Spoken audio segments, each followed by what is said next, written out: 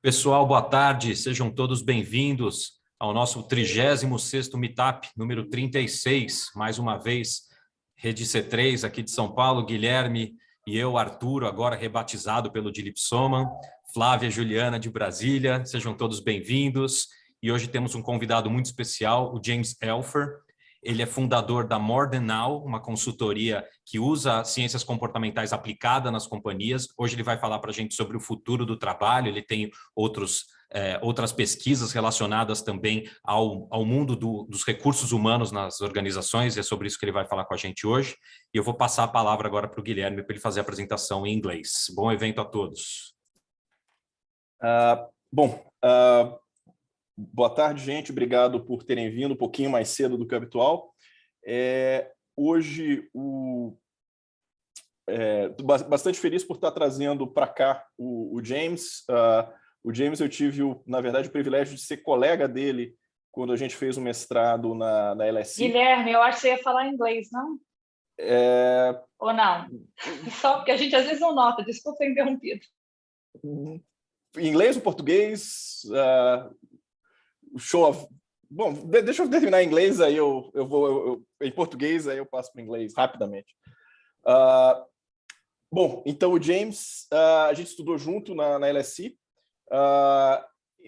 já vão aí alguns anos, e ele tem um background diferente. Ele foi, a carreira dele toda ele fez na área de recursos humanos e desenvolvimento organizacional. Ele trabalhou no Google, trabalhou no British Rail, trabalhou como consultor em recursos humanos e desenvolvimento organizacional uma série de anos, e já há 5 anos ele criou a More Than Now, que é uma empresa que tem, na essência, o DNA de experimentação, de desenvolver experimentos e RCTs,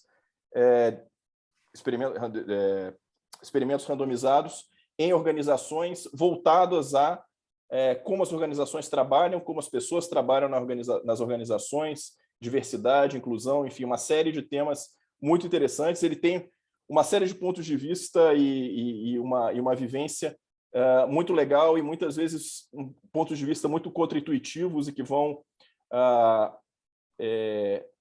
que se chocam um pouco com o senso comum e os clichês. Então, por isso que eu acho o James um cara muito legal de conversar e de trazer para cá, e bastante feliz dele ter aceito finalmente, de ter conseguido viabilizar o horário e ter viabilizado um convite. Então, James, the floor is yours.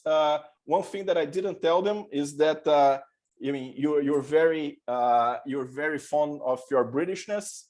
So whenever you think that James is being sarcastic and making fun of you, he probably is, because that's who he is, and that's why he's such a great company for an evening. Thank you, James.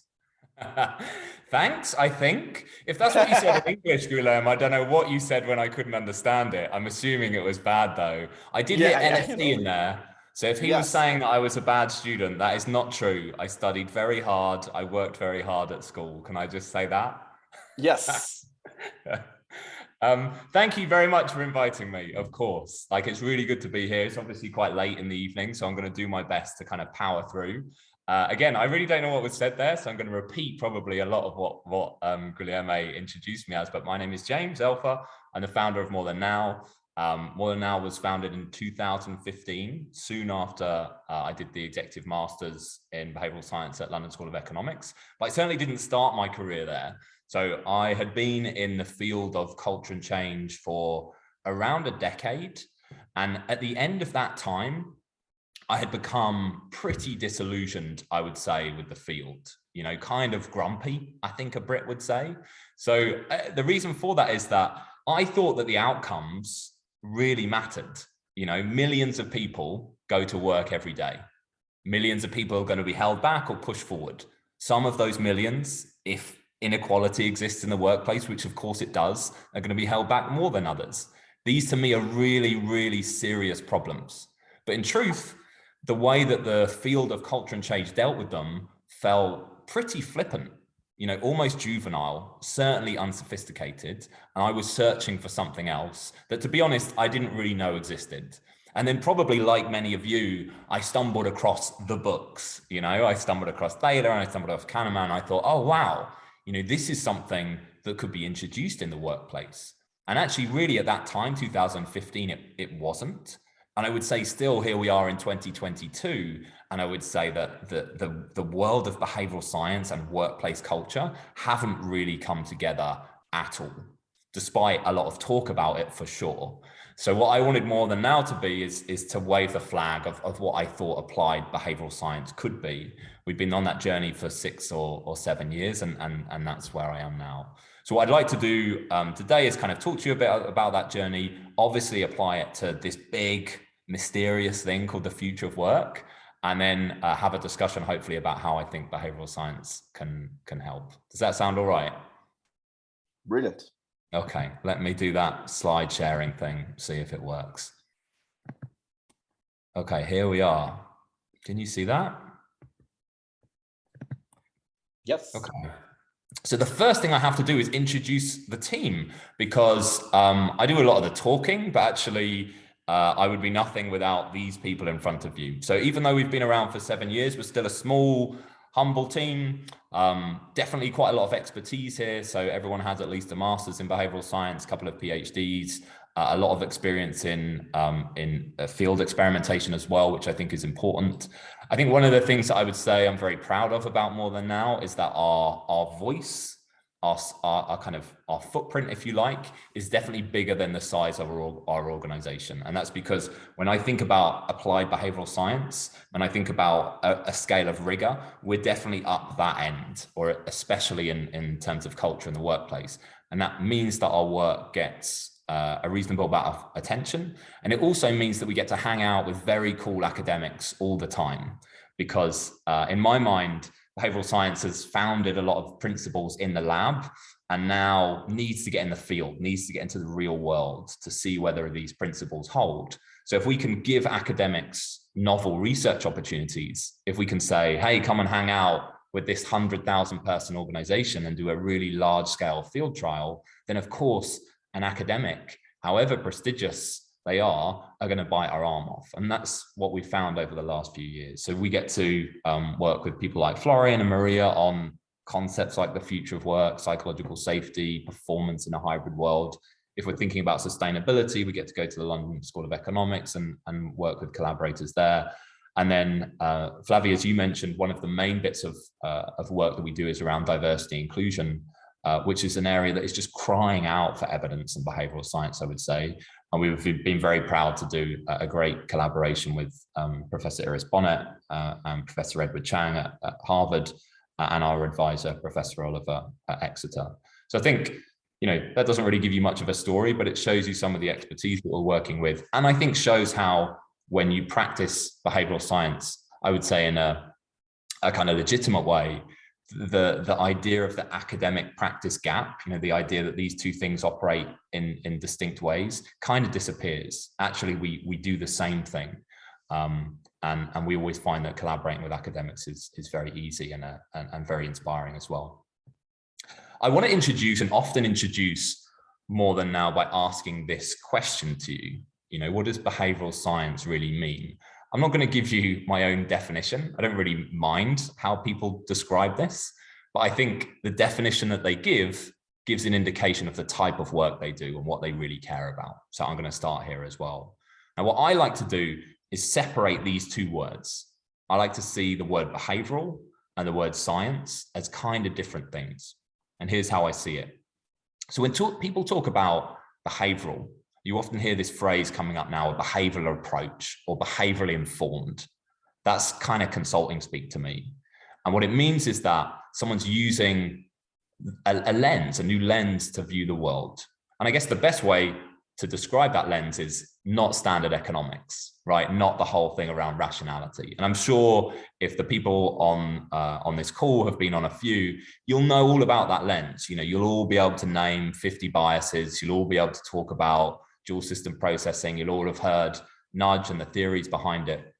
And I think it can be really powerful. And when you use a new lens to view the world, you see things that you wouldn't have seen before. If if you're viewing the world through a rational lens, which is often what people do intuitively, suddenly you get an introduction to behavioral science and you see different things everywhere. You see new ways to describe human behavior. But, and this is a huge but, I don't think that lens is fully formed. I think it's in really early days. And anyone who seems to believe that they can use that lens and predict human behavior to say, hey, we know loss aversion is a thing, so why don't we design this poster like this and it's going to work? Hey, we know the messenger effect is a thing. So I think when we talk about our campaign in our new organization, I think this is how we should run it. And I can have confidence that it's going to work and change behavior how I predict. I think that suggests overconfidence to me. And I don't think it really represents the literature or the state of where the research is. So even back in 2015, maybe because I was a jaded, grumpy Brit, having been 10 years in culture and change and seeing loads of ideas that could plausibly work, loads of things that people were overconfident about, the thing that really captured my attention was not the list of biases, was not the model, was not even dual system processing in a way. It was science.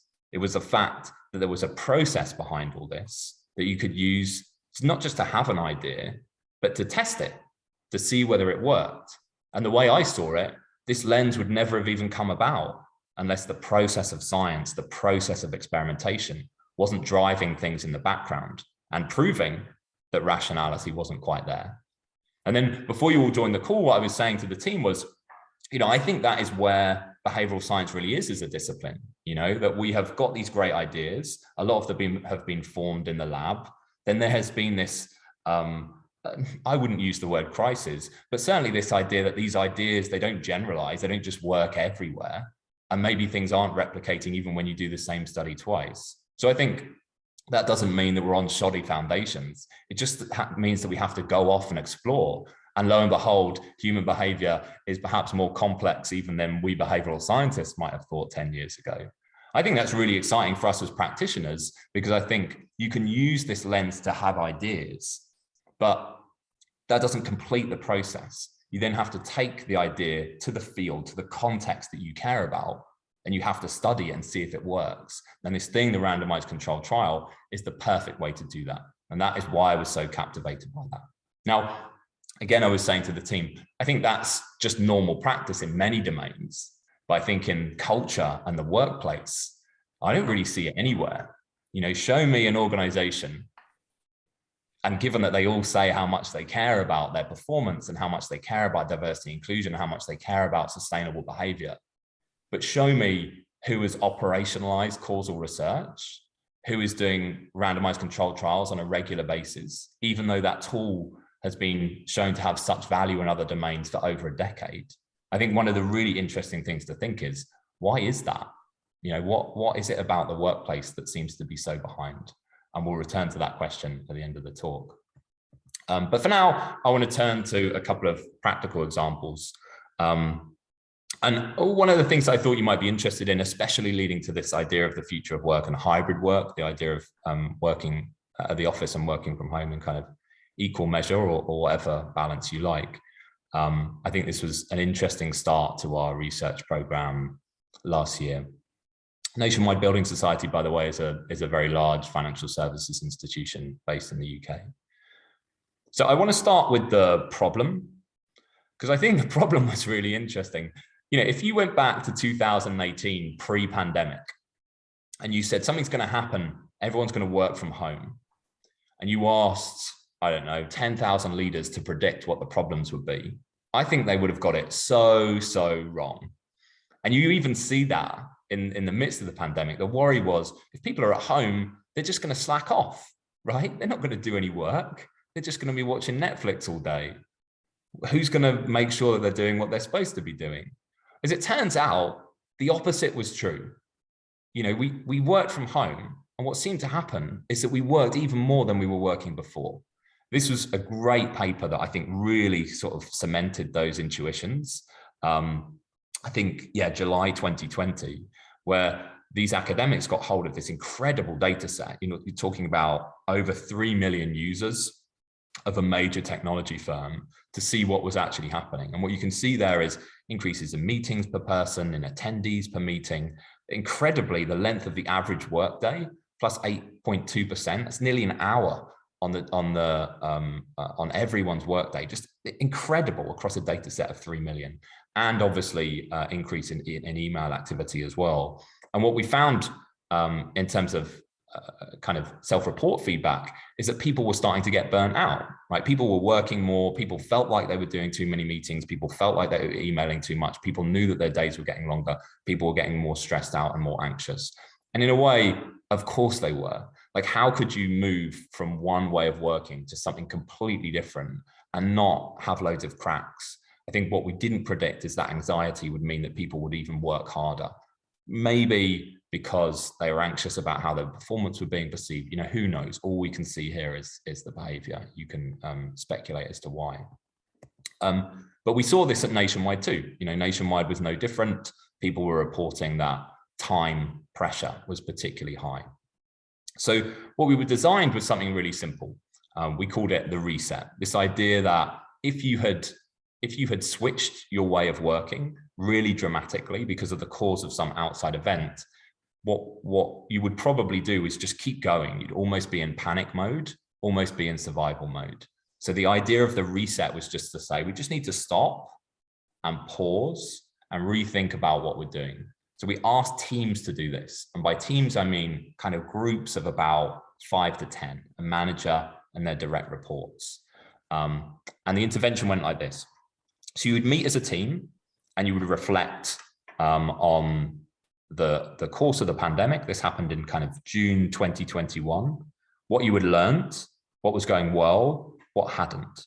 And you would also acknowledge that not everything, of course, would go well, because when you're in survival mode, tasks just mount up and you kind of just keep doing. And the point of this meeting was to say, some of those things need to go, some of those things need to be deprioritized, and some of those things need to be redistributed within a team. Like, where should these activities be sitting? Are they in the right place? It was kind of just a moment to reflect, I guess.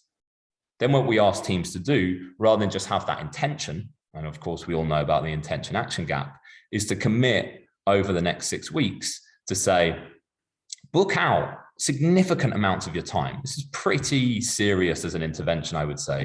You know, we're talking about 2 hours in your calendar for 4 days per week. It's an 8-hour commitment to focus on the priorities that you'd made in that reset meeting. All right, so the things that you had said, these are the things that we really need to focus on. You would block out focus time alone. And there was a team commitment that you would protect that time. That time was sacrosanct, was really special.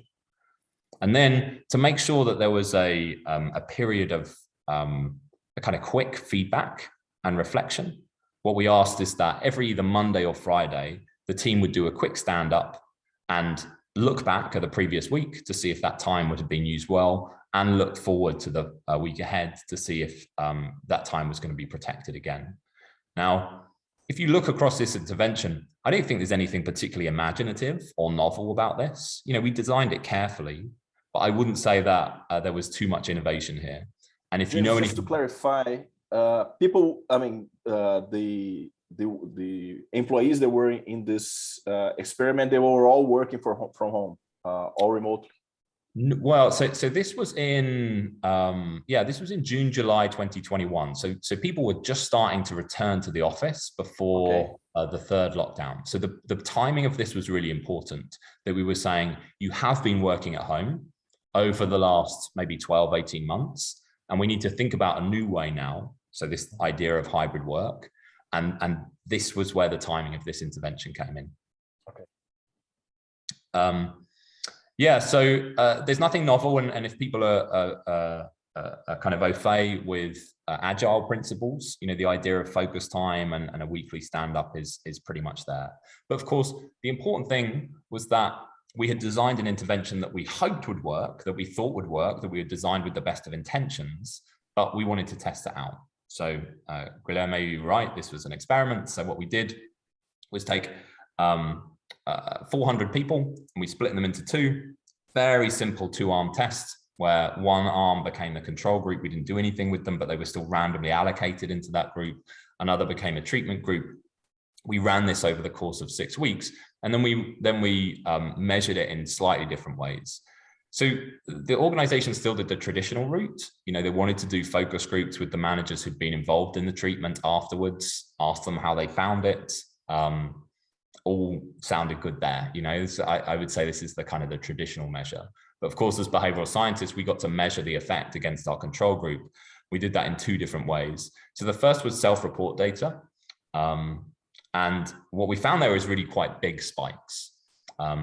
So particularly around the idea of how productive people felt they were and how much progress they felt they had on their work goals in comparison to the control group. And then what we also tried to do, which we're doing even more now, is to use Microsoft Analytics data. So this is, if a company's using Microsoft 365, they get a whole load of data from emails, from your team system, for instance, about how long people work, about their email activity, all completely anonymized and private. But you can still get that data, and we could still allocate it back to the treatment group. And again, here we saw that people's days reduced very slightly, and also that their emails went down because they were collaborating in different ways. Maybe they were using things like Teams chat. It seemed to be a little bit more non-traditional, let's say, that people were more inclined to use the more digital tools. And we deemed this to be a success. A lot of what Nationwide cared about was how people felt, which was really important at this particular time. So sometimes as behavioral scientists, I know particularly at LSE, you're kind of trained to be a bit wary of self-report data, which I think is true.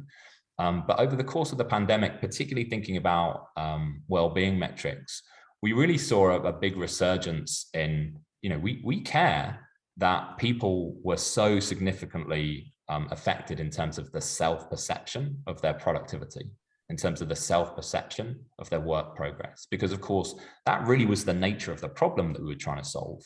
Yes, it was the fact that people's work days would get longer, but it was more the anxiety around the fact that people weren't progressing, that they were spending that time on tasks, but it wasn't really getting them anywhere, and it wasn't really contributing to the organization. So we were really proud to see these results. And of course, at a time where leaders really weren't sure what to do, we were able to say with a lot more confidence, hey, this is the thing that you should really roll out. So I really use that as an example on a number of levels. The first is that, let me go back before I go to that. The first is that I think that people's overconfidence about the future of work happened so quickly. There was a period where everyone seemed to say, we don't know what's going on, right? And I think that was a little moment of enlightenment, because I still think that's where we're at. We have moved into this new world so quickly, again, caused by a global pandemic. And I think that even now, people are talking about, well, what's the best practice around hybrid work? What are the companies that are doing it well? And I think, excuse me, we're only 1 year in. No one's got the foggiest idea. But of course, as humans, we really crave that certainty. Now, the problem of that is that if people are certain, if consultants are certain, if our thought leaders are certain, then no one really needs to explore, needs to experiment anymore. But of course, it's just an illusion. We still have so much to learn about this idea of hybrid work. And I think that is going to be a 10, a 15, a 20-year journey.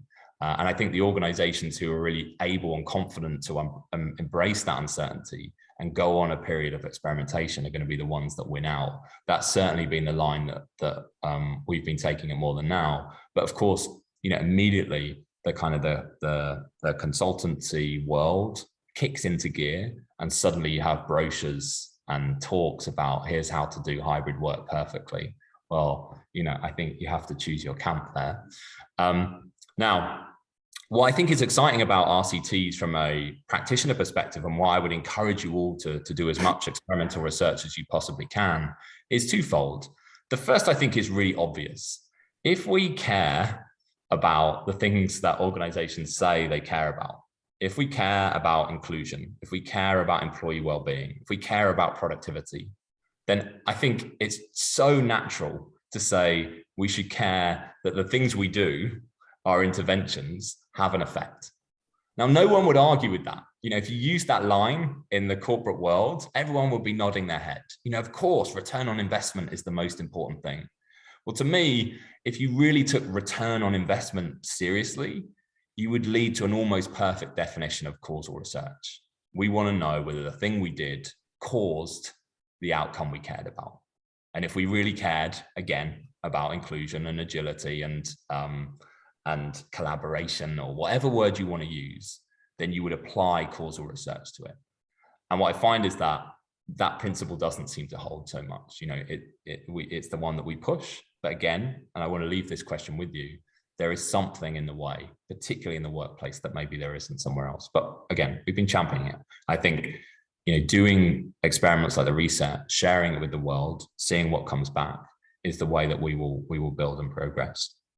The second thing, which I'm equally excited about, is what I mentioned in the team slide, that when we run causal research, we're not just solving a problem for an organization, we're also acquiring knowledge in a way that is valuable to the scientific community.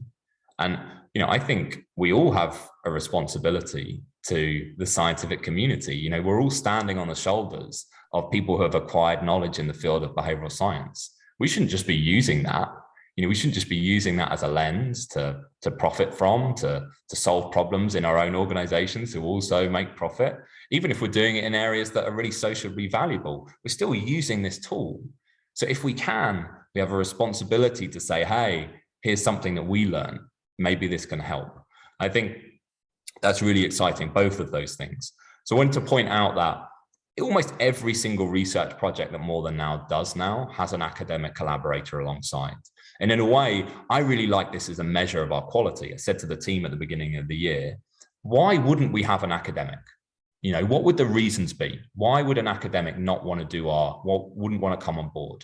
To me, if our research is good enough, if it's high quality enough, then an academic, we should be able to find a top-notch academic to come and work alongside us, because they know that the data that we produce is going to be of scientific quality. And to me, if we can't get that, then it suggests that our experiment isn't high quality enough. And if it's not high quality enough, then I don't think we should do it. So I think that that's a really nice standard that we now aspire to. One of the things that I wanted to point out, though, and what I'm, again, even more excited about, maybe even more excited than the academic collaborations, is when other organizations see our work and then build on it. So what we were really excited about when we released the reset data on our website was that it introduced us to the new behavioral science unit at Bancolombia.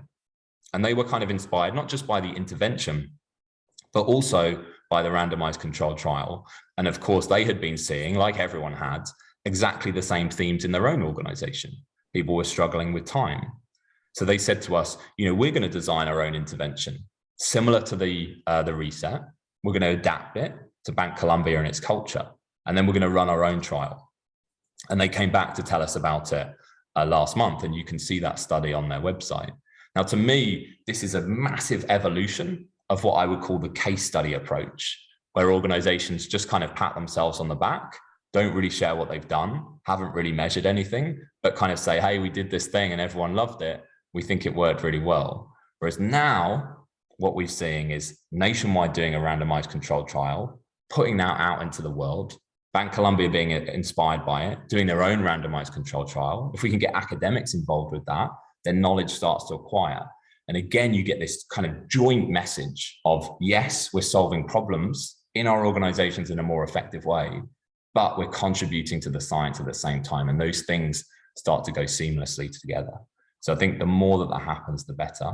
And if I want to be really grandiose and sort of speculate a little bit in the future, how are we going to get over this idea of replication unless loads of organizations run the same sorts of trials in their organizations and either see the same pattern reoccurring again and again and again, in which great case we can say, hey, this is interesting. This is something an academic might look at.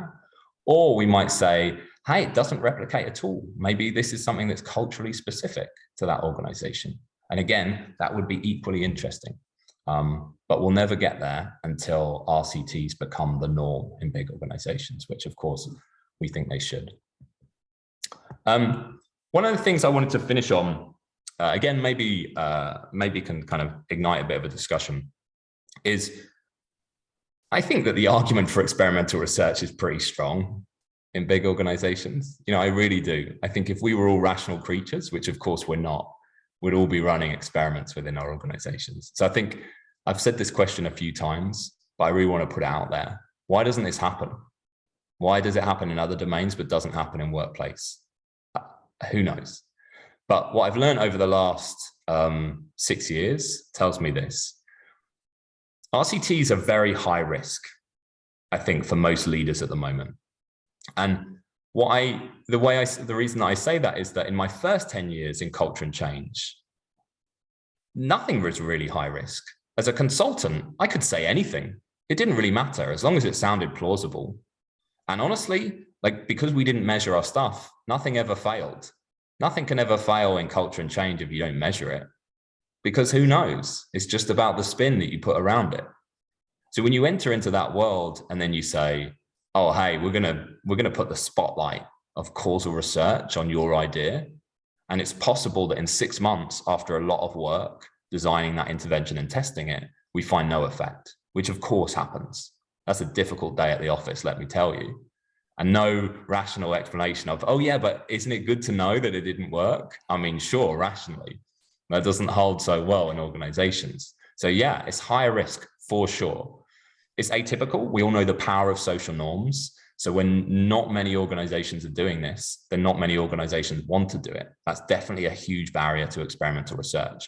One of the things we've found in more recent years is the more big organizations are doing this, the more we can say, oh yeah, of course, you know, Novartis and Ericsson are doing this. Of course, it's normal. Then suddenly organizations want to do it too. But still, very atypical as a tool. The third one is for sure true. It's really easy just to roll things out and pat yourself on the back immediately. It's really hard to design a proper large-scale randomized controlled trial. So it's a nuisance. It adds in a huge amount of workload that wasn't there before. And then, of course, the final thing I would say is it's a technical skill in a non-technical world. So if you go to someone who's got 20 years of HR experience or 20 years of leadership experience, they are rightly proud of that experience and they rightly attribute lots of value to it. As soon as you start talking about behavioral science and randomized controlled trials, suddenly it feels like you're taking that expertise away.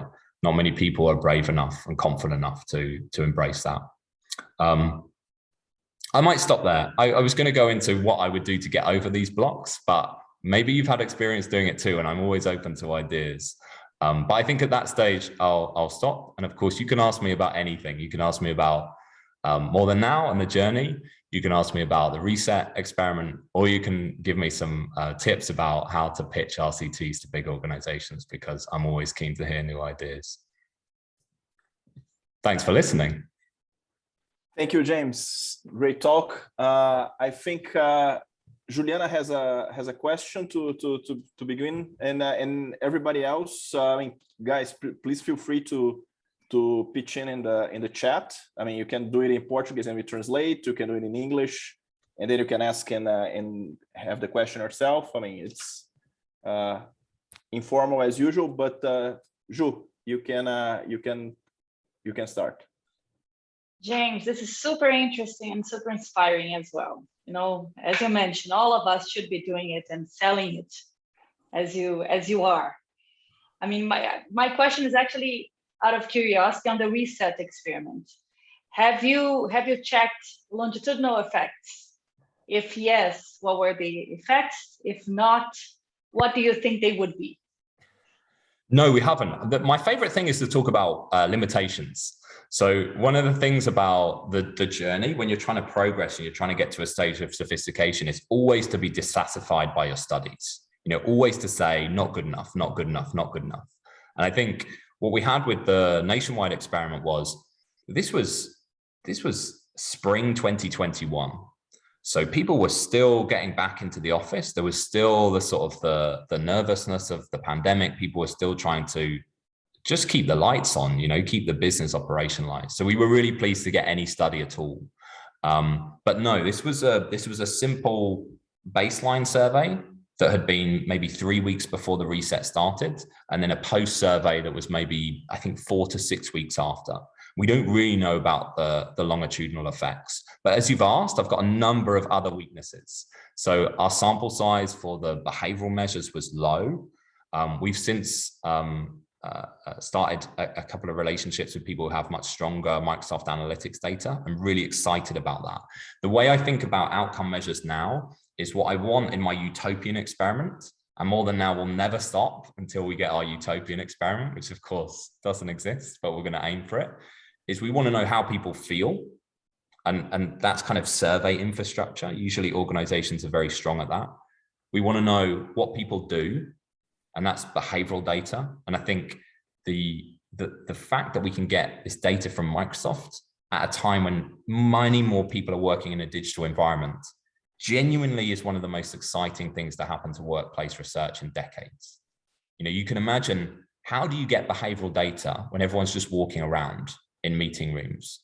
It's very, very difficult. As soon as we start operating in the digital realm, our behavior is measured way easier.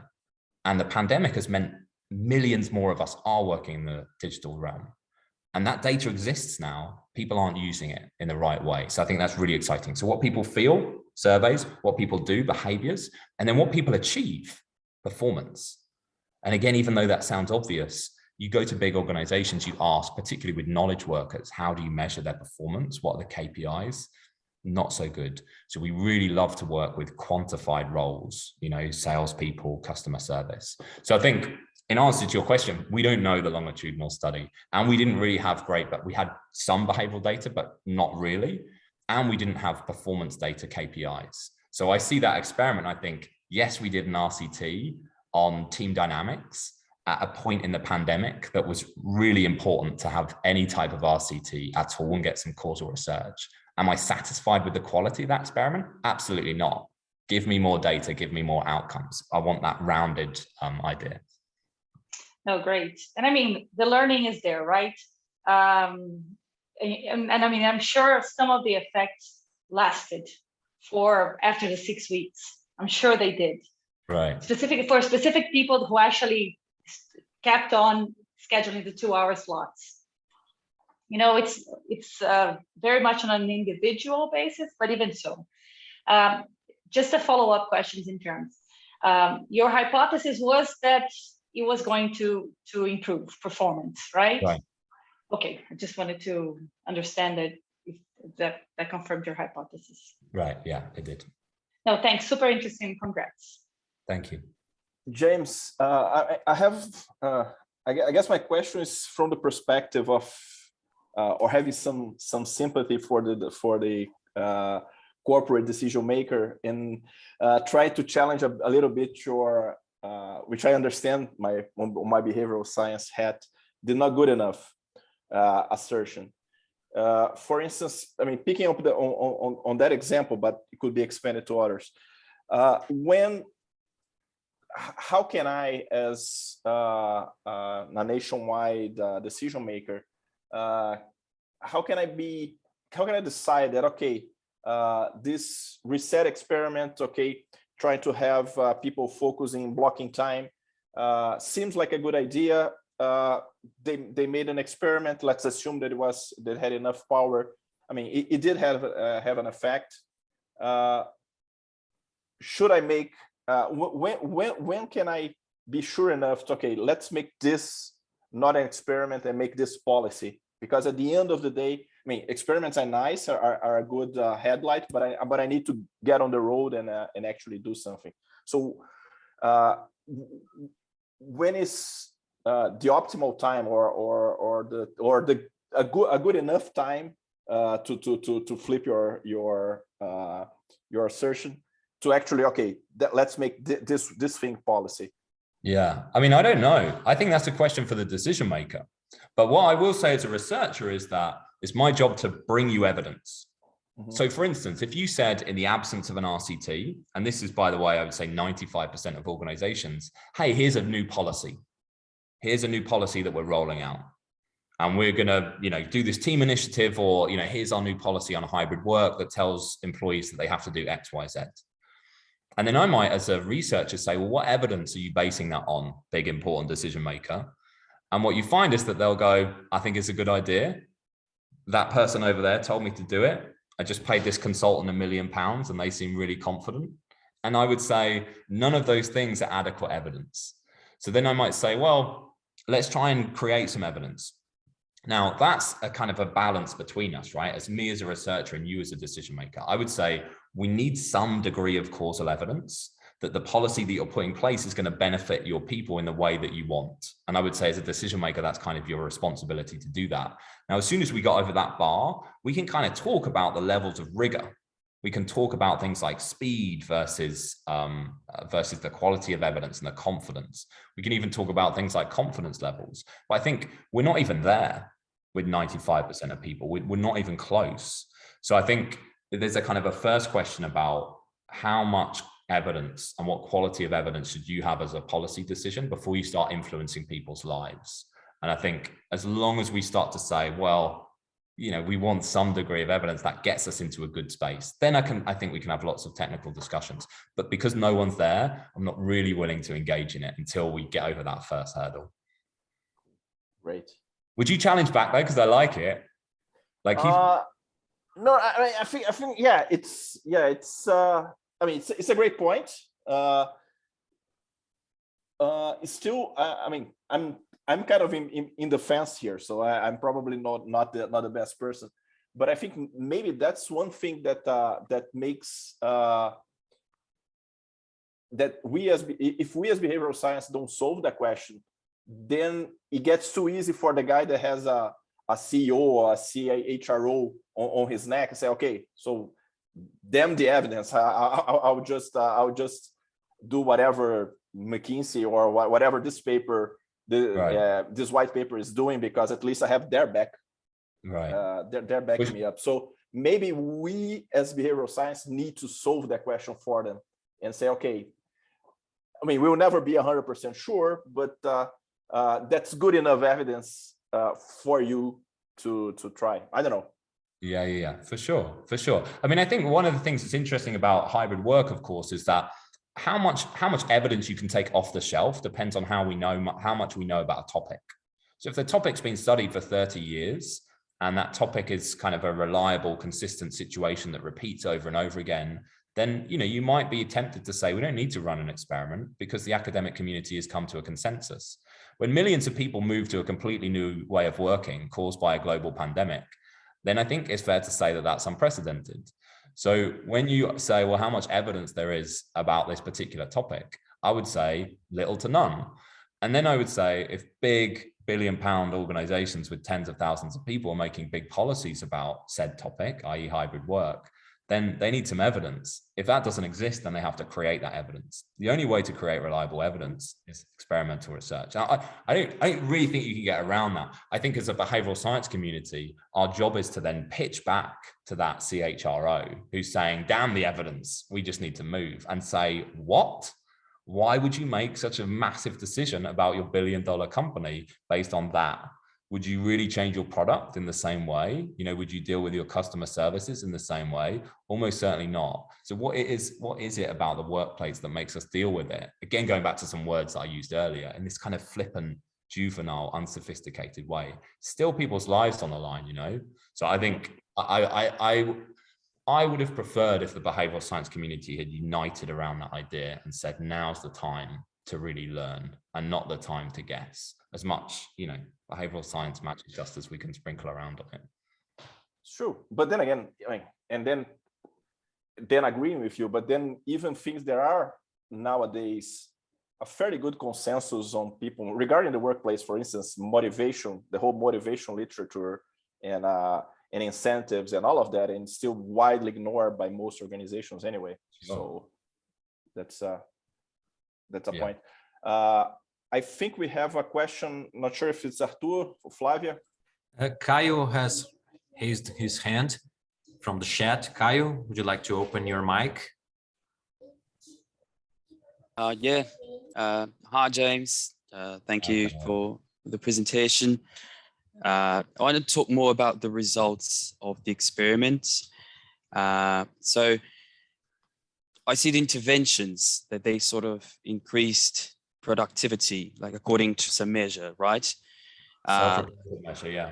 Yeah. So, but what about those where the intervention didn't work? So what happened to these workers? Were there any cases where the intervention even had a negative effect, and why was that? Because sometimes like these work systems, sort of like agile, they can work in average like for a whole group, but what can we do about and for workers in companies where these systems are implemented, but they're actually counterproductive? So how can we protect them? And what happened to these workers when these experiments happen? Thank you. Yeah, that's such a good question. I mean, that's a question that has been haunting me for a couple of years, because in this experiment and an experiment previous that was very similar, what we found is that we had no effect on teams that had started with the lowest possible results in the survey. So you might say teams that were already a bit dysfunctional, teams that felt like they were low performing already for whatever reason, this intervention didn't do anything for them. So the kind of the mid-level and high-level teams seemed to benefit from it. And that created even more of a kind of a distance, I guess, between those mid to high level performing teams and the lowest level teams. And that's a problem.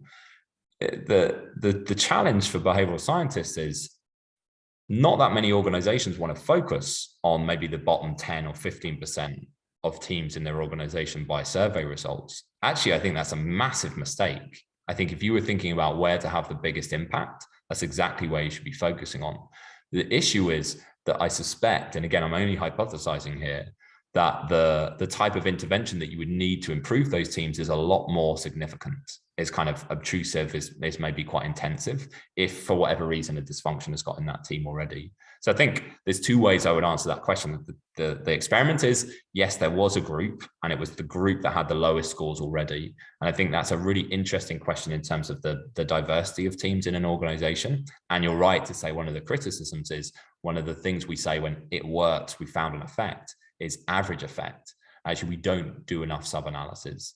But when we have found that the bottom performing teams, there seems to be something going on there. And we have never run an experiment for an intervention specifically at that sample. And I think we should.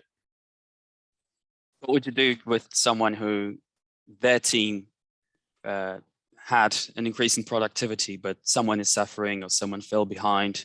What would you suggest if a company implemented or made an experiment? How can we, what can we do for those workers? Well, I often say that our main expertise is the evaluation side. And when it comes to, I'll often say to HR teams that they don't do enough in terms of evaluation, but there is for sure enormous amounts of expertise to answer those sorts of questions. So honestly, if you said to me, how can you help individuals in a team that are falling behind? Or how can you help the bottom performing teams? I would say, as a behavioral scientist, I don't really know. But what I do want to find out is who within the HR infrastructure has that type of expertise, who has been coaching those types of teams. And of course, there are a lot of coaches, and I would want to work with them to develop hypotheses to say, what do we think is going to work? And then I would want my team to go back and evaluate those interventions to see if they really do work, so that then they can be then rolled out. That's some of the most exciting work that we do. And the only reason really that we can do so much breadth of work in the workplace, because we're intensely collaborative. We don't think that we can design interventions for all these problems just from our team alone. And what we find is that teams within the organization tend to have way better ideas than us when it comes to the sorts of questions you're asking about. Oh, thanks a lot. James, first of all, I would like to commend you and More Than Now for this concern of publishing your results, because it's a huge gap between practice and academia. So it's great to see consultancy firms having this concern of publishing their results. Caroline Hayes from the chat said she enjoyed the idea of being a researcher out of the academic environment. And hopefully we're seeing this perspective and opportunities are growing, because here in Brazil, it's very difficult to develop a researcher career out of universities. And I would go a step further, because even inside the universities, it's tough to be a researcher here in Brazil.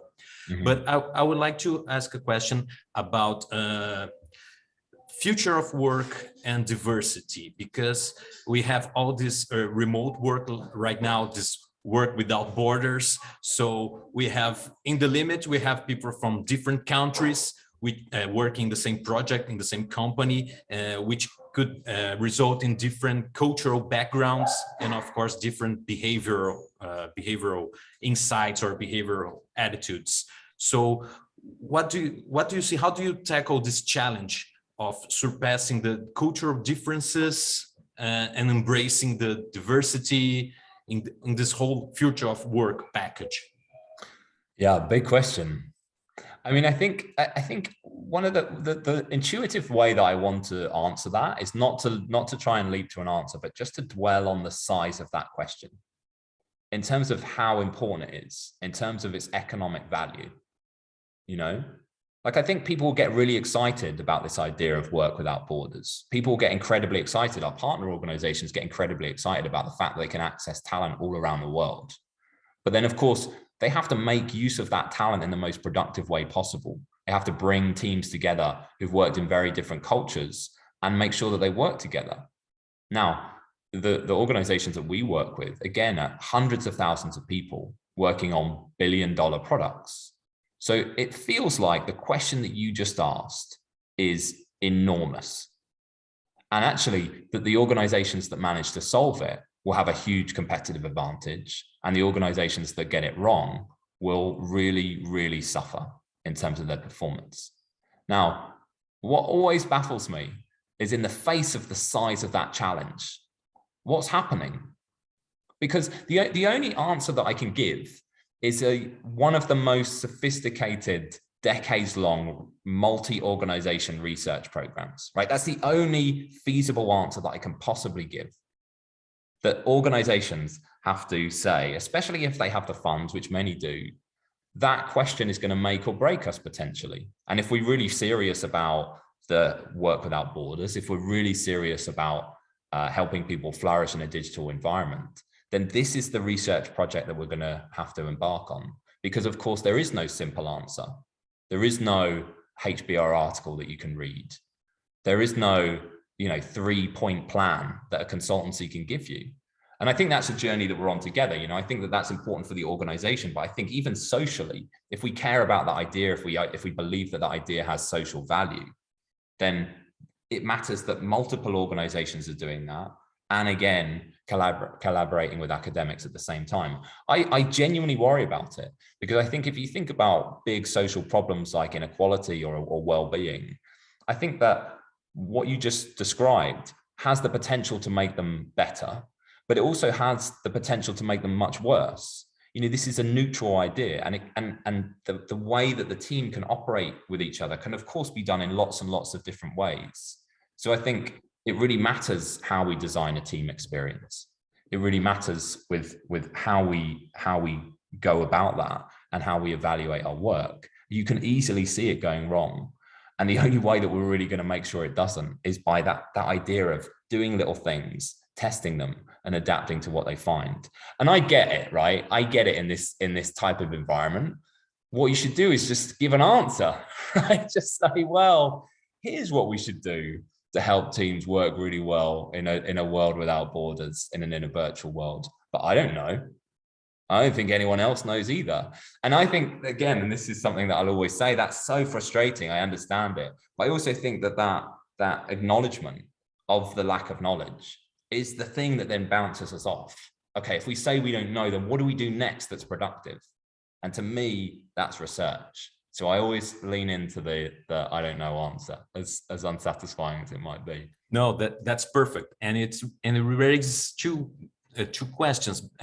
Maybe companies should ask how diverse they want to be and how diverse they can afford to be. So right. This is huge, right? Right. And I think there are other things that are sort of controversial. For instance, diversity is harder. I think that, and again, you have to be a bit careful what the evidence says here, because I think it's a relatively shaky ground, but homogenous groups, they enjoy their time together. I think we know that when we enjoy when people around us are the same in a kind of a simple and a safe way, it seems like our performance suffers because we don't have that diversity of thought. But when you put diverse teams together, that enjoyment might decrease initially. So then you have to say, well, there is a value in diverse teams, but you have to really work to get that value out of it. doesn't just happen. We have to create experiences that are optimal. And again, that means work, but the value is there to be had. And in a way, it's a bit like product investment, but organizations aren't investing in it as much as they should. So there's a bit of frustration there. Thank you. Flávia? Thank you, James. So hard to come after this question, like philosophical question, interesting. Thanks a lot for sharing with us. My question is a little bit more technical. We know how, I love that you mentioned RCTs and experiments in the workplace. And one question I have dealing with the companies in the daily basis is how to do the experiments in the workplace, especially regarding treatment contamination, Hodorn effects. So usually you have some huge behavior to change. You have a group that you are going to influence, another one that you want as a control group. And how do you deal? I wanted to ask you a specific example. If you had this problem in any of your projects, I don't know, in your diversity projects, that there was treatment contamination. So the people that knew I'm explaining for them, okay? The control group got to know what the treatment group did and how this worked. Like, how do you usually face that in experiments in the workplace? Yeah, I mean, it's certainly easier now. We all live in a digital world. You can imagine if you were treating people differently in an old-fashioned office and they worked in the same office, whatever you did with them, let's say you took some teams into a room and started doing something exciting with them, or you kind of took hiring managers who were already sitting around the same sort of department and you started treating them differently, I think that contamination would be a higher risk. Typically what we're doing now is we're intervening in teams in a really local environment. So a specific example might be one of the projects we did recently was around influencing the structure of a manager one-to-one. So when they had a weekly one-to-one with their employee, what would they say? What would they do? And we were asking managers to do various different ways. And we just felt like it was lower risk. So we felt like because everyone was in a digital environment, we could just send communications to the managers depending on which treatment group they were in. It was possible they would talk to each other, but honestly, we thought it's unlikely, that you would receive instructions and suddenly you just go off to 10 other managers to talk to them about it. So we didn't worry about it too much. The other interesting thing about contamination effects is what they will tend to do is just suppress the effect size. Because the control group will be treated. An academic would worry about that, but from a practical perspective, we don't worry so much. If there's an effect, if there's contamination, it just means it's smaller than it would be, or at least that's the claim that we would make. But yeah, my answer would be it depends on the intervention, and you have to make your own judgment of risk of contamination. If it's in a physical environment, it's very visible. I would say that risk is high. If it's in individual team or individual manager level and it's been delivered in a digital environment, then that risk is low. But because the latter is so much more amenable to experiments, that's where we do most of our research. Contamination is always something that is raised, but never something that's become too much of a challenge. There are bigger challenges, I would say. Okay, even when it was the old days, yes, like 2016, 2017, right. You didn't observe much in your data? Oh, for sure. I mean, we weren't doing that many large-scale experiments back in 2016, 2017, and they were relatively small. But I would say we would really worry about it if it was a physical environment. I genuinely don't know how we would get over that. So if, for instance, your research question was, what should an office look like in a hybrid world? So we're going to design different spaces in an office for people to go into, and we're going to randomly allocate people to spend time in those spaces, which would be a great research question, by the way. Contamination would be a huge issue, and you'd have to really think about careful experiment design. Yeah, we've faced some challenges regarding this. I'm sure. Thanks a lot, James. So, James, I guess Juliana has one last question so that we can wrap up. It's getting too late to you. But even though, I mean, we could stay, but I'm okay. I'm all right for another 10 if people have got questions. Cool. Jo, please. James, I mean, from the beginning, you already mentioned that the effects of the pandemic and the home-based work were exactly as people would not predict, right? People, instead of working less, ended up working more. Yeah. So the business is there, and it's normally linked to the organizational culture. So, from your experience, have you done any experiments linked to this business organizational culture? Being busy all the time is the must. And if not, how do you see an experiment to try to change, like an intervention to trying to change this culture and make people understand that being productive is more important than being busy? Yeah, I mean, I'm very lucky because one of my colleagues, Laura Gerger, is one of the big research experts on this idea of busyness. She's a time management expert. It's so interesting because I go back to Artur's question around kind of work without borders. If you attribute any value to time, which of course you should, but not a lot of people do, and you employ tens of thousands of people, you should really care about how they use their time. But there's not that many organizations that are really thinking about this. The reset definitely was focused very specifically on time use. And almost all our work now, particularly on the well-being side, is focused on time use as well, because it seems like that is one of the big causes of either people feeling they're unproductive or either feeling like their well-being is suffering at work, that there is just too much going on. And you can see that data. Again, it comes from that June 2020 paper. You can see that data loud and clear, that people are working too much. And it seems like, and again, this is just a sort of speculation, but the removal of the commute has sort of sent us all into a bit of a spin. And without those natural barriers that form the beginning and the end of the workday, we just kind of continue. So yeah, I think we're doing experiments like the reset on that. I think that's a good example of something on time use. Can you give me an example of what you mean by culture? When you say change organizational culture, do you mean culture in a kind of a macro term, or would you have a specific definition for that? No, just, I mean, because people, some organizations, I feel like organizations can be pride. There's pride behind the employee working a lot, mm-hmm. Being busy at all times. So it's not that it's specific to individuals, but it's actually the whole company prides being seen as employees working too much. Got it. So our way, we have this phrase called think small, and we always take a kind of a macro problem like busyness, and we try and break it down into lots of little things that we can potentially intervene in. There's loads of stuff that we want to go after. So we know that too many people turn up to meetings. So we want to get meeting attendance down.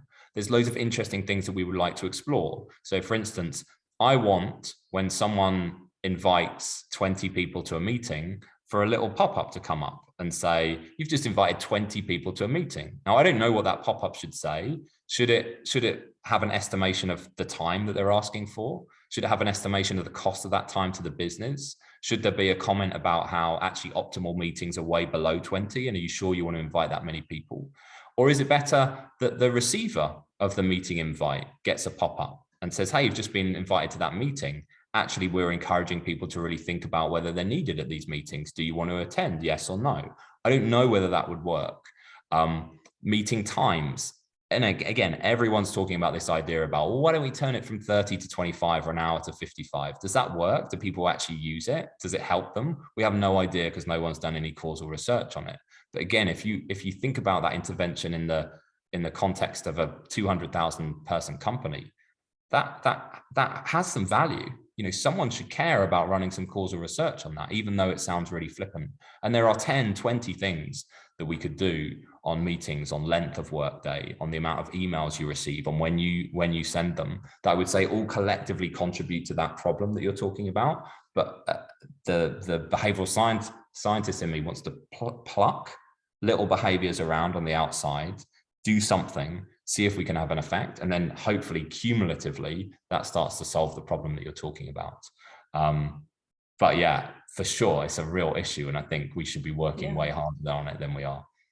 I love the quickly ideas that you already mentioned. So I'm hoping some researcher in academia will find, this interesting as well and do a mega study with you. Because indeed, we need evidence and we need more people to try it. Sure. Experimenting and testing. I hope that's not self-interested, Ju, but anyway. Of course, Guilherme, always.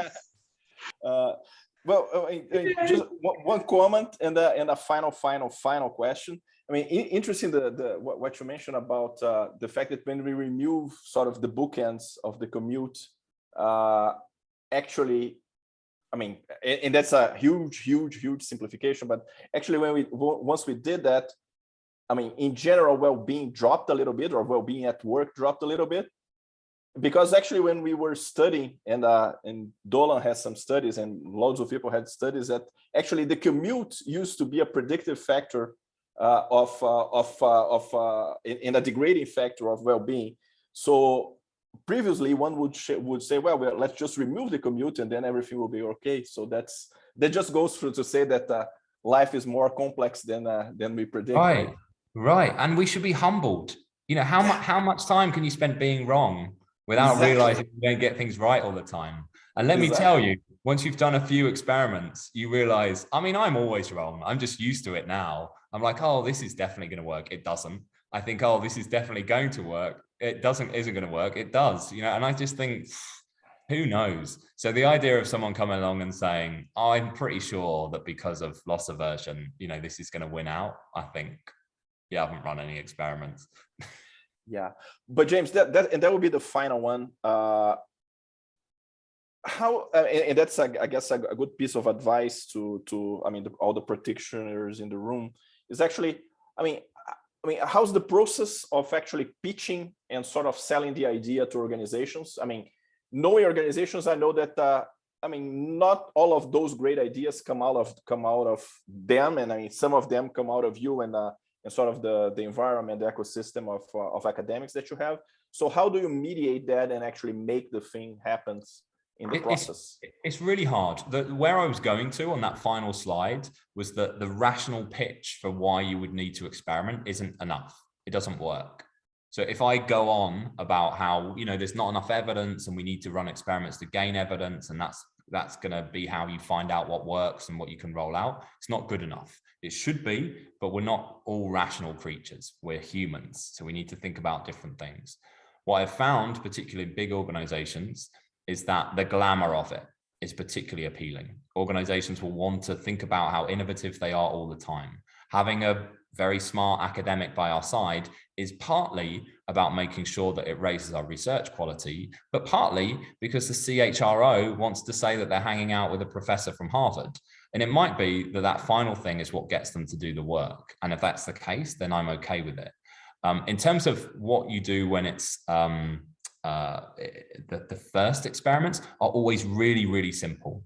People will turn their nose up at email trials. I love an email trial. And I often say to our partners, every single time you send one of those Dear All emails to more than 1,000 people at your organization, and you're asking people to do something.